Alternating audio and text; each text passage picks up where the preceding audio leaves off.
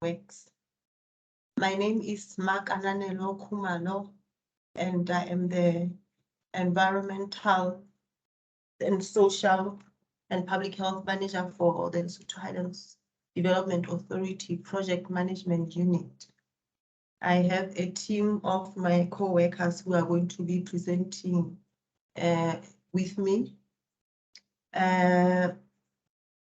This is a live event on Microsoft Teams, and we are going to be recording the session.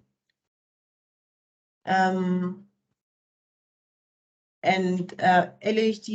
presenters will have voice functionality, while all other participants are just attendees without any voice functionality. We will provide a recording of the live event on the LHDA website as shown, and any queries that the attendees may have during the live event can be posted on the Q&A function on MS Teams. We will have a question and answer slot at the end of the event, and as indicated, you can type in your questions on the chat function of the live event, and then as LHDA, we will answer your questions formally in writing after the live event. However, during the question and answer slot, we will also be going through the questions that you may have, and we will attempt to respond to them in this event. Just to mention that you are not allowed to contact any individual from LHDA directly in connection with the bid, and all queries need to be directed formally to the procurement email that has been provided. The presentation is for information purposes only, and we are trying to assist the bidders to identify the key aspects of the bid.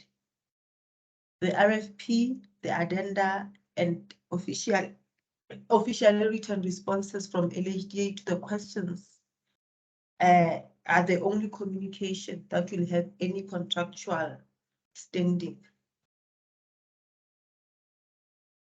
I'm going to take you through the meeting overview. We are going to go through the project overview, the progress to date, the project scope, as well as environmental and social mitigation measures that we are taking as the project, take you through what we have done on the community engagement front, give you highlights on the SHEQ framework, and then my colleague will also take you through the bid guide, the procurement process, including the bid guidelines, the anti-corruption policy, and all the procurement requirements that we have.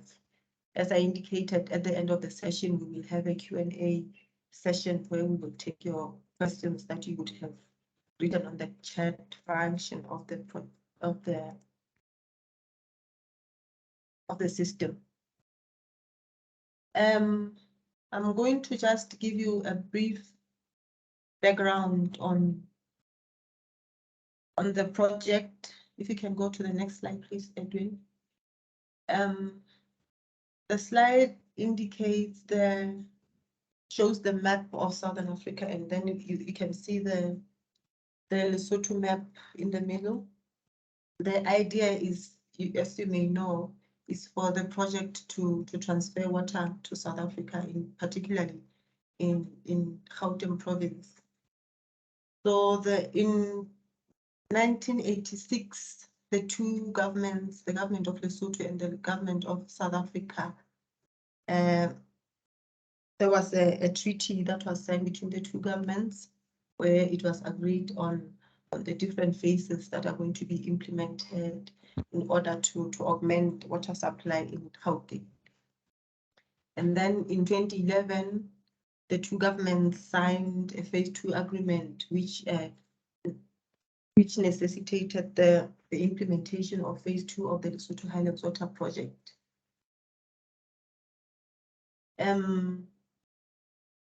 Taking you through the phase 2 governance structure, as I indicated, is a project between the two governments, the Lesotho government and then the South African government.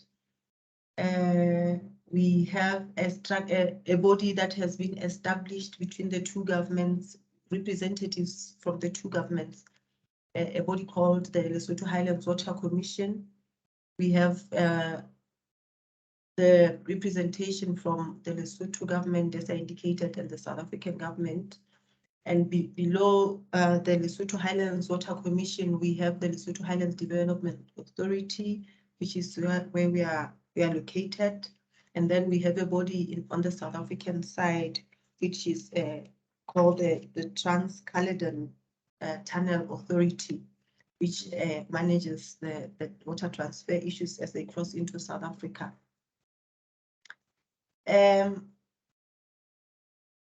Below the Lesotho Highlands Water Commission that I have said is a body that has been established with representation from the two governments.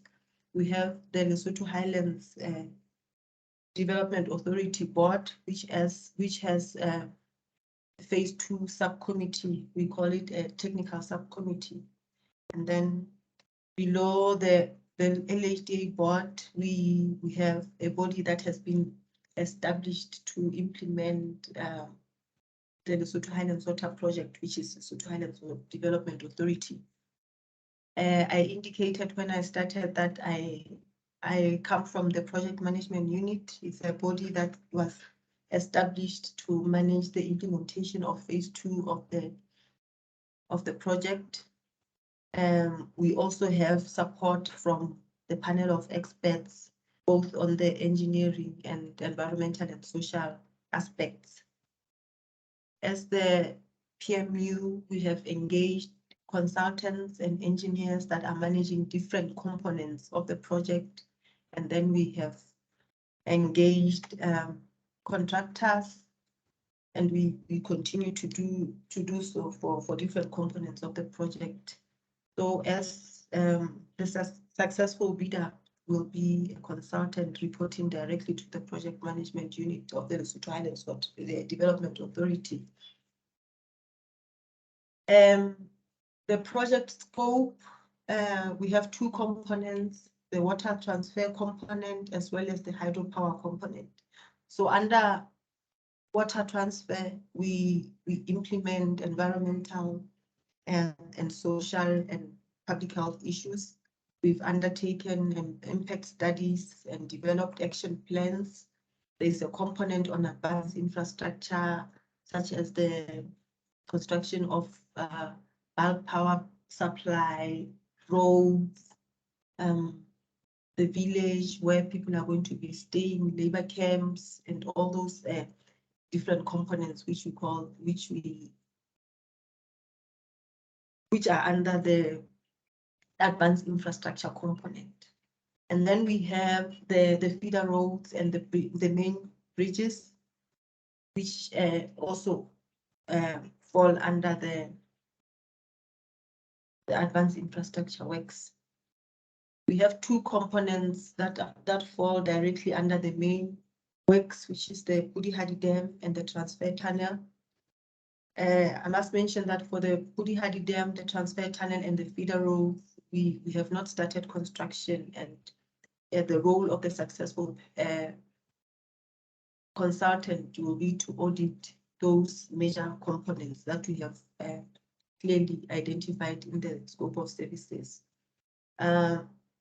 Also under the water transfer component, we have a component of livelihood restoration and social development, which is something that we are in the process of developing frameworks for and consulting with the relevant stakeholders on the implementation of that particular component. The second component under the phase 2 scope is the hydropower component. We have recently received funding to design the hydropower scheme at Oxbow on the way to Mokotlo. So we are currently going through the internal processes to get the RFPs for those studies issued. This slide indicates the different, gives a summary of the different components that I have just indicated in my previous presentation. I mean, in the previous slide.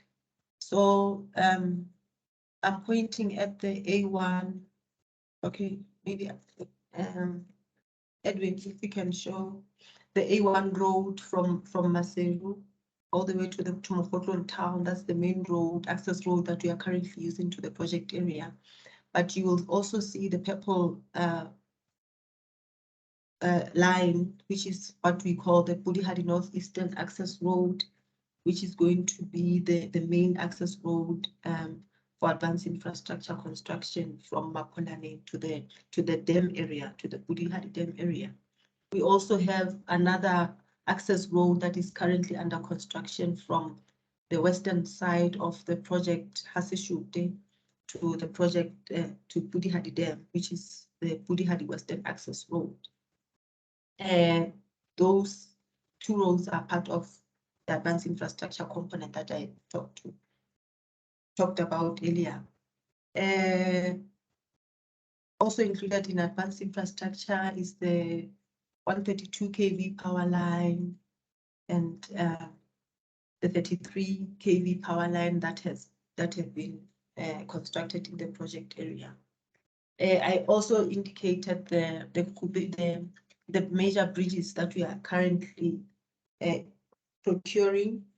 We have the main bridge at Sinku, which is the Sinku Bridge. It's going to be a very big bridge across the reservoir, connecting the Mokotlo town with the A1. And then we are going to have two other bridges, the Kubedu Bridge and Mapunyaning Bridge, which are indicated at the center of the slide. So this was just to give you an overview of what activities we have ongoing in the project area. And then the blue is just to indicate the dam and the inundation area. Progress to date, procurement commenced from April 2014. As I indicated, we have done environmental and social baseline studies. We have had ongoing community consultations, especially within the project area. We had a consultant that demarcated the reservoir. I think it was way back in 2018, 2016 rather. So if you go to the project area, you will see the beacons around the reservoir that are constructed at 2,080 meters above sea level across the reservoir. We had consultants, resettlement action plan consultants that have registered all the assets that are going to be affected by the project and have developed resettlement action plans for the different components in the project area.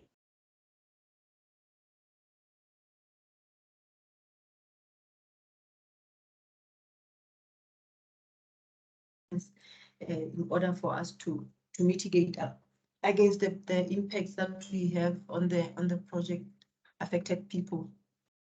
We've had service providers doing geotechnical investigations around the area. We have had consultants developing environmental management plans and different environmental and action plans, such as integrated management, catchment management plans, livelihood restoration plans, and public health action plans. And those have already been undertaken, are being implemented. We have engaged engineers that were designing different components of the project, and we've procured contractors and continue to procure contractors for different components of the project. The advanced infrastructure construction, some of the components have already been completed, but we still have some of the components that are currently ongoing, such as the construction of village at Budihadi and the lodge and all those different types of infrastructure. On environmental and social mitigation that we have implemented, we have developed different policies that are guiding the way we undertake our environmental and social mitigation. In the project, we have developed environmental policy and public health policy and compensation policy, just to mention a few. And we, as I indicated earlier, we have developed also the public health action plans, the integrated management, catchment management plans, and wetlands management plans. And we are currently implementing those different components. As we speak, we're in the process of developing a social development master plan and the feeder roads master plan, which are going to assist us to look at the bigger picture, to see how far we go with developing the communities that we have affected, how do we retain access in the project area post inundation. On community engagement front, we have developed, we have a communication protocol that we are implementing. We have a field-based office at Budihadi at Tlokweni, which we call the Budihadi Field Operations Branch. So all the stakeholders that are going to the project area need to report to that office before they go there, make prior arrangements. This is so that if you have any problems at the area, at least they are aware that there's such a person there and they can be able to assist you. We have established area liaison committees within the communities that we have affected, and we have representation from the chief leadership, from the chiefs, from the councillors, and the representatives from the different communities. We have also what we call the land access protocol, which assists the different contractors in acquiring additional land that they may need when they are constructing the different components. You'll recall that I talked about the resettlement action plan consultants. Those ones are responsible for acquiring the land within the footprint that we would have developed together with the engineers that we have engaged. But if the contractors need any additional land, then we do that through the land access protocol. The contractors also do asset condition surveys before, during, and after a blasting activity. This is where they record all the potential assets that are going to be affected by the blast, as well as the impacts that may be seen following a blast, just so that we can compare the before and after pictures to see what mitigation measures we can implement to assist the communities. We have also the labor recruitment guidelines that we have developed, which guides our service providers on recruitment of labor within the project area. It talks on both the skilled and unskilled labor. Particularly for unskilled labor, we have engaged a Budihadi labor recruitment desk, which is situated in Mokotlo, and this was so that we avoid the impacts that we have realized in phase one, where people were flocking in the project area and there were associated impacts as a result of that. So the labor recruitment desk goes around initially for advanced infrastructure. They registered all the people who were interested to be engaged as unskilled labor within the project area. But for the main works, they have undertaken the exercise to collect the names of all unskilled labor in the country. And then the contractors only get supplied with labor from the labor recruitment desk, not from the councils or or any other place. This was so that we can have a structured approach to hiring the unskilled labor, and just so that we also have a transparent process, recruitment process, and to make sure that the benefits of getting work at the project are spread throughout the country. We also have a very important component on local service providers, where we require the contractors and the service providers to have a transparent procurement process when they engage these different state service providers. Edwin, if you can move on to the next slides, please. Lastly, I'll be talking about the SHEQ framework, which is a guideline document that we have developed so that we ensure that the phase 2 activities, SHEQ activities are standardized. This document indicates that we need to have a structured approach to our SHEQ issues, ensuring that we comply with the contractors comply with the safety and health management plans, with the environmental and social management plans, with the quality management plans, and the environmental and social specifications that are part of their contracts. We wanted to standardize the way that the contractors report on implementing international best practice as they relate to safety, health, environment, and quality issues. We currently have a SHEQ auditor who is responsible for auditing compliance on advanced infrastructure contracts. And then every other month, they report they audit a component and then report to LHWP to ensure, just for us to understand the compliance issues on the ground. So we are going to engage a SHEQ auditor for the main works and other components, which is the subject for today's meeting. Can I hand over to Melissa to take us through the scope of this contract? Thank you. Thank you, Makananela. It was very clear, and as Makananela said, I'm Melissa Moffat, the environmental discipline lead for phase 2,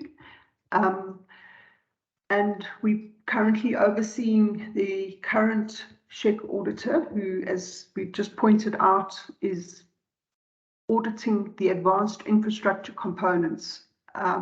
Their contract ends at the end of 2022, and this contract will then take over, and what I'm going to talk about now is the audit scope. You've all downloaded the request for proposals or the bid documents, and in that you would have seen that the focus of this request for proposals is for the main works SHEQ audit. Now, Makananela has shown you graphics that indicate the location of the main dam and the saddle dam, which we refer to as the Purihari Dam. These two are significant dams and are located in close proximity to each other. On the Purihari side of the project, they refer to as package 1. There's a second package, package 2, which refers to the construction of the Purihari transfer tunnel. And this tunnel runs from the Purihari side through the basalt, and it exits at the Katsi, right next to the Katsi, or the Katsi Reservoir. So what's important to note is that the transfer tunnel has 2 construction areas, one on the Purihari side and one on the Katsi side. On the Purihari side itself, there are 3 laydown areas or construction sites. So when you're planning, just bear that in mind. We then have package 3 and 4, and these are major bridges. Again, not small bridges, but they're referred to as major bridges. There's the Senku major bridge, and then the Hubedu and Mabunyaneng bridges. So there are two contracts that are going to be let. They're in relatively close proximity to each other, but they are separate construction sites, and you most likely will have one consultant but two separate contractors when you're auditing. So apart from these three major components, we're going to be having smaller work packages, which we have just referred to as package 5. That consists of ancillary buildings, which are small buildings such as a police station, a clinic, the expansion of the Mokhotlong prison. So they're relatively small construction sites. There's the feeder road and bridges. Because the catchment area is going to be inundated as part of the compensation process to the community, a number of feeder roads, either gravel or surfaced, and small low-level bridges most likely will be constructed.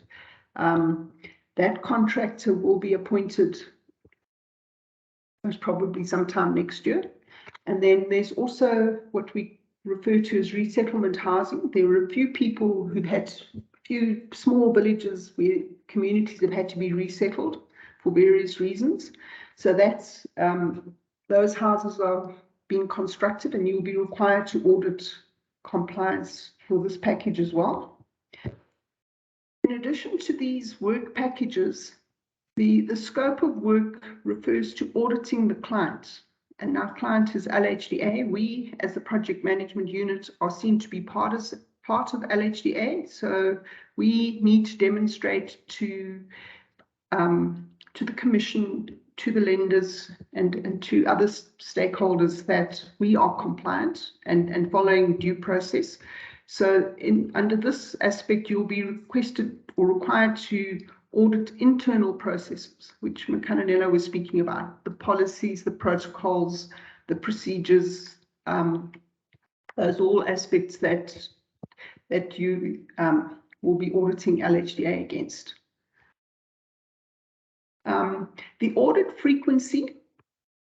So we require the SHEQ audits to be held quarterly for the major works and the small works packages, so packages 1 to 5. So every quarter there will be a SHEQ audit. All packages must be audited twice a year in rotation. So if we just go back to here, you'll see there 1, 2, 3, 4, 5 packages plus LHDA. So LHDA must be audited twice a year, this package twice a year, and then you'll need to rotate. You know, you certainly won't be able to audit everybody at the same time. So that's something you'll need to plan, but just bear in mind that the audits are quarterly, once every 3 months, and every single package must be audited at least twice a year. Aspects that you're auditing against, the documentation that forms part of each contract will include the occupational health and safety plan. So the consultant has one, the contractor has one. All the procedures and specifications. So you'll see the dam, the tunnel, the bridges, they all have occupational health and safety specs. They all have a contract quality plan and various requirements associated with that plan, reporting, documentation. Each contract has an environmental and social management plan and appendices that go with that. There's records of decision that have been issued by the Department of Environment. You will be required to audit the contractor and the consultants and client compliance with the RODs, and then with environmental and social specifications, which would include something like the land access protocol or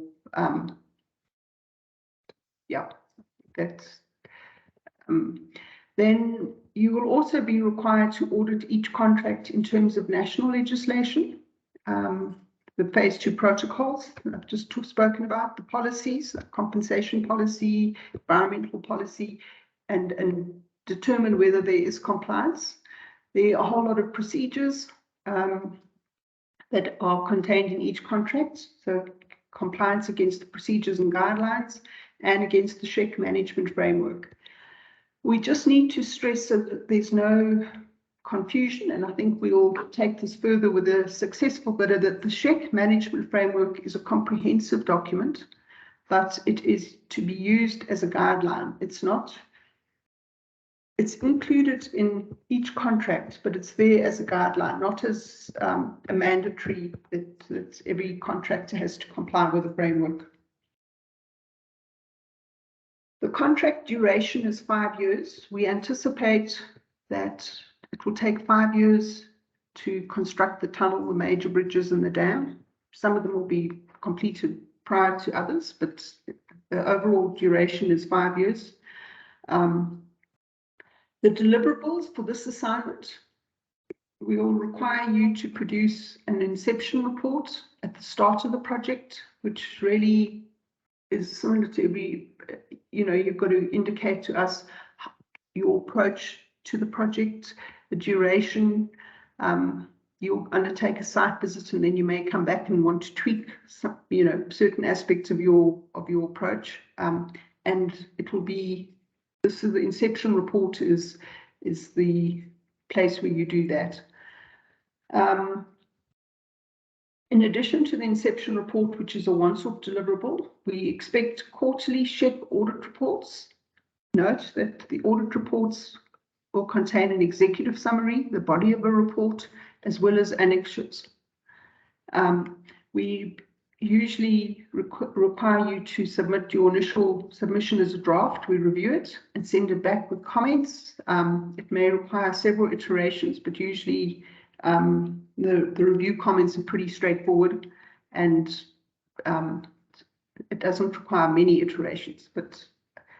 And then once it's approved as a final SHEQ audit report, we share it with the client, with the commission, and obviously with the parties that were audited. In addition to the SHEQ audit reports summarizing the findings, we have quarterly progress reports and what we refer to as contract status reports. In the contract status reports, there's a specific procedure that is followed. The graphs that indicate the spend. So are you in line? You anticipate you're going to be spending so much of your budget by month 3. The actual spend versus the predicted spend. It's a project management report, but there's a standard way of providing these reports, but we require them once every quarter together with your progress report. Project management issues. So in addition to your 4 key audit positions, the scope of work requires a project manager, somebody who can administer the contract, somebody who can write the progress report, and who can manage skills development. You'll see there's a component in the RFP that refers to skills development, and that's mentoring that's involved with that aspect. These deliverables and the project management issues are well described in the RFP. So the bid guidelines we've advertised in the print media and on the LHDA website. We request that you read the bid very carefully, read it several times, use the templates provided for the submittals. Don't go and develop your own format. It's a quality-based submission, so you need a minimum of 70% to be considered for this bid. So, and the lowest price is therefore not guaranteed to win. We will not accept any late bids. It is final. The bid submission date and the time is indicated in section 2. So please look at that. Give yourselves enough time to get the documents to Maseru. We will be issuing an addendum. Please note, everybody, no electronic submissions of bid will be allowed. in the procurement documents, in the bid documents, it says it is allowed. It is not allowed. We will issue an addendum. So please take note of that. Continually refer to the tender bulletin for more information as it may become available.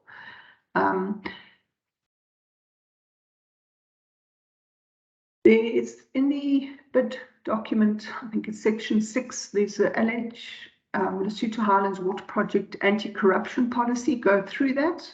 We are zero tolerant in terms of corruption. It's included in every contract.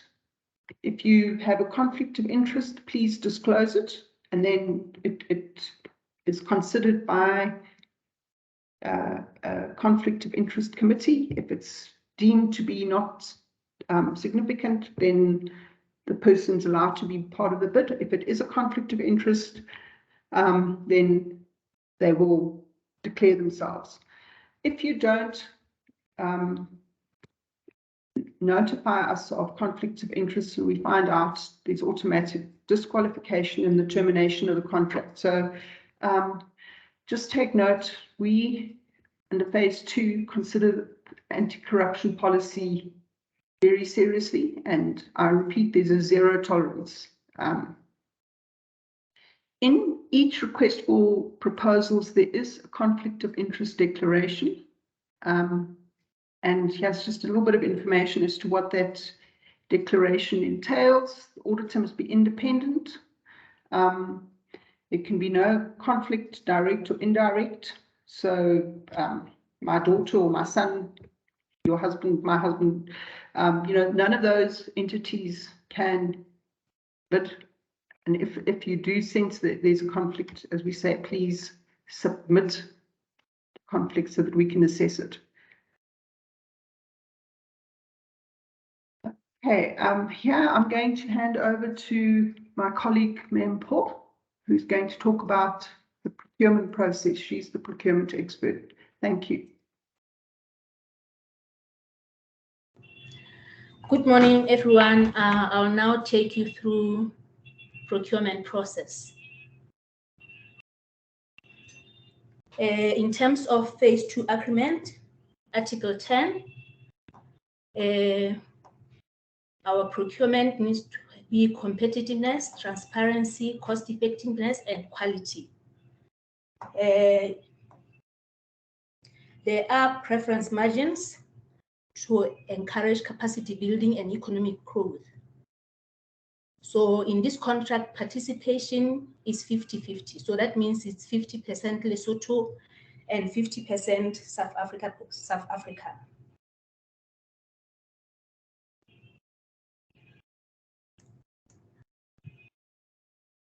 Okay, additional requirements in terms of preference are in the RFP. Next slide, Melissa, please. The RFPs consist of 10 sections. Section 1, okay. Section 2 is instruction to bidders. Section 3, I think there's a typo error, apologies for that. Section 3 is the terms of preference, and then section 4, technical proposal. Section 5, we've got financial proposal. Under financial proposal, please provide supporting documents and financial details of offer. Section 6 is Lesotho Highlands Water Project Anti-Corruption Policy. Section 7, we've got evaluation criteria. Section 8, conditions of contract. Section 9, we've got tax requirements, and then section 10, we've got remuneration and payment. Next slide, please. Now we'll take you through the evaluation process. This is a 3-stage evaluation process where stage 1 is administrative compliance. So under this stage, the bidder is either pass or fail the stage. So under this stage, we need the bidder to include all items that have been listed on the checklist. This is where we check whether information is in the proposal or not. Once the bidder passes stage 1, we move to stage 2. This is where the evaluation panel will go into details of the technical proposal submitted. And then the requirement is that the bidder has to achieve a minimum of 70% for each bid to go to the next stage, which is stage number 3. Bids that fail step 1 or 2 will be rejected and their financials will be returned unopened. Please note, when we do the evaluation panel, do the evaluation, each criterion is assessed on a scale of 1 to 5, where 1 point equals poor, and then adequate equals to 3 points, and outstanding is equivalent to 5 points. Next slide, please. Instruction to bidders. This is section 2A of the RFP. Here we encourage bidders to go through the instructions and make sure that they do understand and follow. If something is not clear, please request a clarification. The next one, the pre-bid meeting. Please note that the meeting is compulsory and bidders are expected to submit statement confirming attendance. If you fail to attend this meeting today, you are expected to at least view the recording of this meeting online. Once we compile your RFP, we expect you to submit the form. It's included in the RFP that confirms that you have either attended the meeting or reviewed the recording online. Now we'll move to the specific procurement requirements. Closing date for this contract is 14th November 2022 at 14 hours Lesotho time. The place of submission is LHDA 9th floor, Lesotho Bank Tower. As Melissa has indicated previously, there is no electronic submission, so we will correct that via an addendum that will be issued shortly. So we expect both hard copy, which is one original and one copy, and an electronic copy for both financial and technical separately. Remember, this is a 2-envelope system where we expect to see technical submission separately and financial submission separately. Remember, if you include financials in the technical proposal, your bid will be disqualified. Late submissions will not be accepted at all. The proposal opening. Please note that the bids will be opened on the 14th November, 15 hours Lesotho time.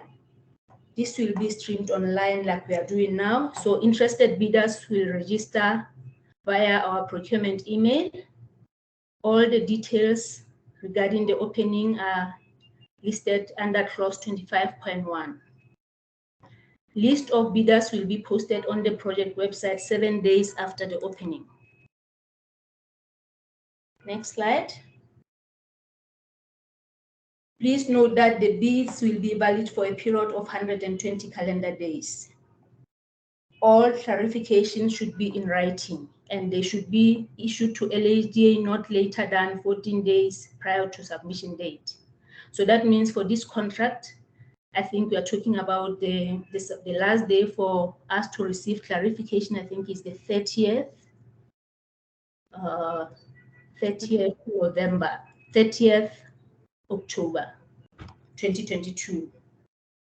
Answers to clarifications will be sent to all potential bidders who have downloaded the RFP on the website. So the clarifications will be issued to everybody.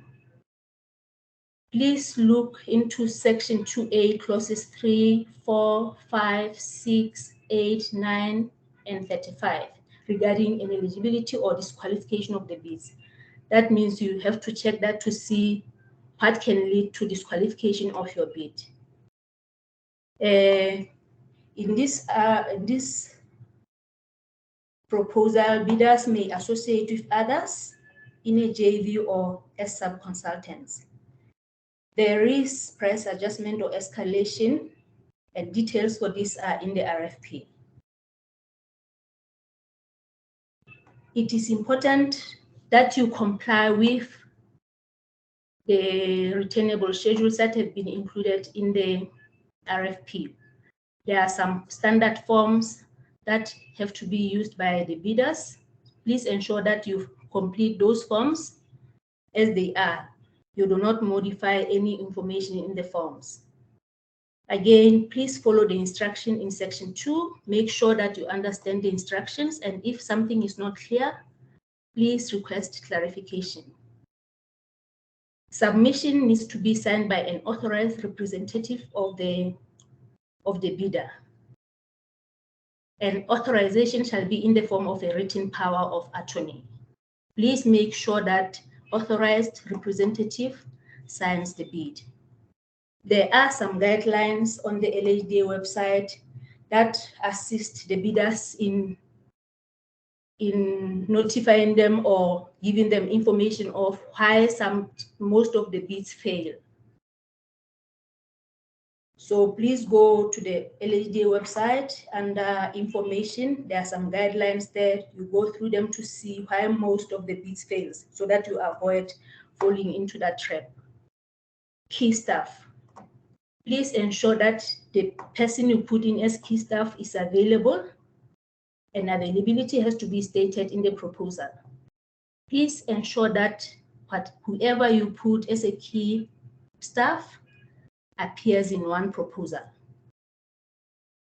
Please, in addition to that, ensure that key staff CVs are signed. One other important matter to consider is that there is section 4F, staff inputs, that's included in the RFP. Please note that you have to submit this form. This is where you provide us time inputs for each resource that is part of your RFP. So please make sure that you fill in this form. It's not like the others are not important, but without this section 4F, there is no way the evaluation panel can evaluate your bid. So please make sure that you have this form completed. The time inputs are shown, but not financial information. Only level of effort or the time inputs should be included under technical. Please also note that section 4F, this is where you use the time inputs. You use that section 4F for you to prepare your financial proposal. Please refer to clause number 30.1 that states that if there is a discrepancy between the technical proposal and the financial proposal, the technical proposal shall prevail, meaning we look at the technical proposal, we look at section 4F in order for us to determine your pricing. So please make sure that you do not leave out this form. Contract award information. Once contract is awarded, this will be published on the LHDA website for everybody to know. I'll now hand back to Melissa for questions and answer sessions. Thank you. Thank you, Mpho. I'm just going to close the presentation so that we can see any questions that you can use in the chat. So we will be able to answer. So this is an opportunity. If you have any questions regarding the presentation, please use the chat function to raise them.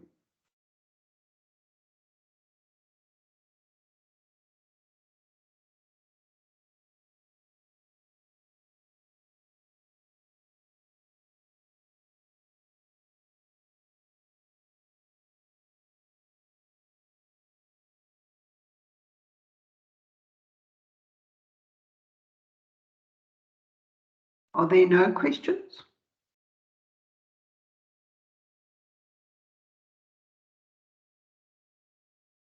Okay, I'll just add a few pointers from the lessons learned in the previous evaluation.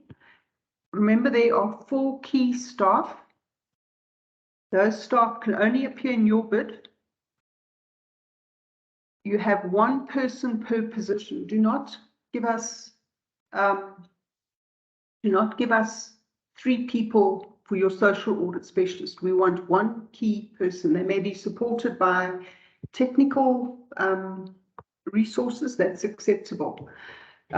Chris, yeah, we will email the presentation. Are we going to email it, or are we going to post it on the website? We'll post it on the website. Okay, have a look on the website. We'll have it will be there. Thank you. So as I was saying, please, 1 person per key position.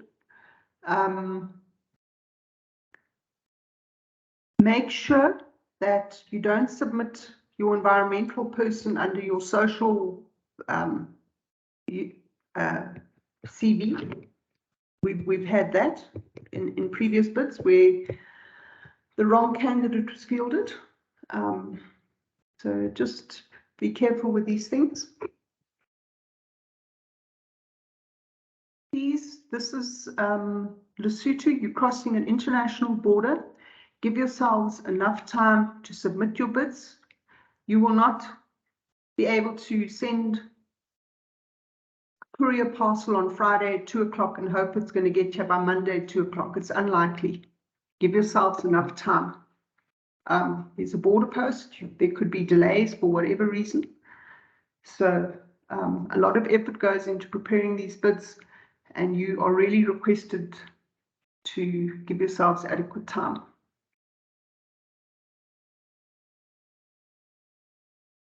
Is this the only question we have?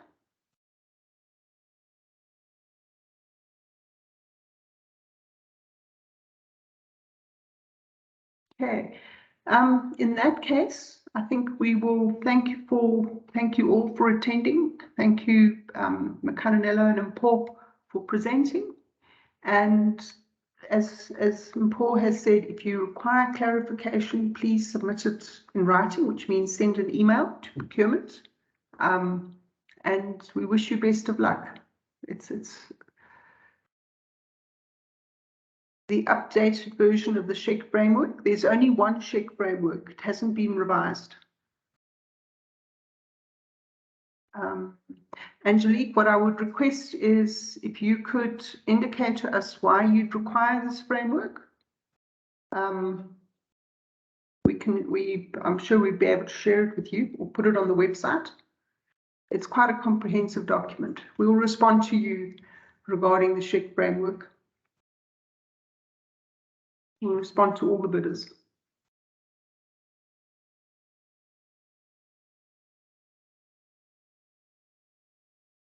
Okay. Thank you. All right. Well, we just thank everybody for their attendance. And as I say, good luck. It's an awesome project to be working on, and you'll find it a huge challenge, but a good one. Thank you very much. We'll declare the meeting closed, the presentation closed. Thank you. You're welcome.